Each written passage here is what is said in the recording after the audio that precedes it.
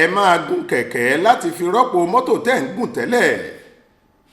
Àwọn aláṣẹ ìjọba àpapọ̀ orílẹ̀-èdè yìí ti gba àwọn ọmọ ilẹ̀ yìí lámọ̀ràn pàtàkì kan pé kí wọ́n máa gun kẹ̀kẹ́ lọ síbi gbogbo tí wọ́n bá ń lọ láti fi dípò mọ́tò tí wọ́n ń gùn fi ṣẹ̀ṣẹ̀ rìn tẹ́lẹ̀.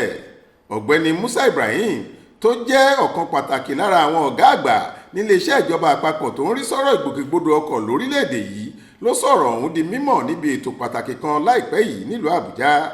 Nígbà tó ń sọ onírúurú àǹfààní tó wà nínú kẹ̀kẹ́ gígùn nígbà gbogbo láti máa fi ṣẹ̀ṣẹ̀ rìn lásìkò yìí ló ti sọ pé báwọn ọmọ orílẹ̀-èdè yìí bá wá yan kẹ̀kẹ́ gígùn láàyò yóò dín ìjàmbá ọkọ̀ kù lójú pópónà wa tí ààbò sì máa wà fún gbogbo aráàlú lọ́wọ́ ìjàmbá ọkọ̀.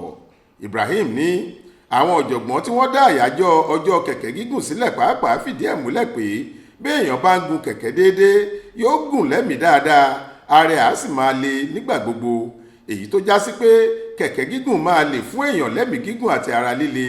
Ju gbogbo rẹ̀ lọ kò ní máa gbọ́n èèyàn lówó lọ rárá nítorí pé kì í lo epo bẹntiróòlù kó tó di pé wọn yóò lò ó fi ṣẹ̀ṣẹ̀ rìn. Ó ní báwọn aráàlú orílẹ̀-èdè Nàìjíríà bá tẹra mọ́ kẹ̀kẹ́ gígùn yóò dín ìṣẹ́ àti òṣì kù láwùjọ wa tí yóò sì tún fáwọn èèyàn ní àkọ́tún okun pẹ̀lú ìlera ọ̀nà àrà. Gẹ́gẹ́ bó ṣe wí, Adéwálé Adéoyè ló ṣàkójọ ìròyìn yìí fún iléeṣẹ́ tẹlifíṣàn Aláròye online. Faith Adébọ́lá ló kà á sétí ìgbọ́ yín.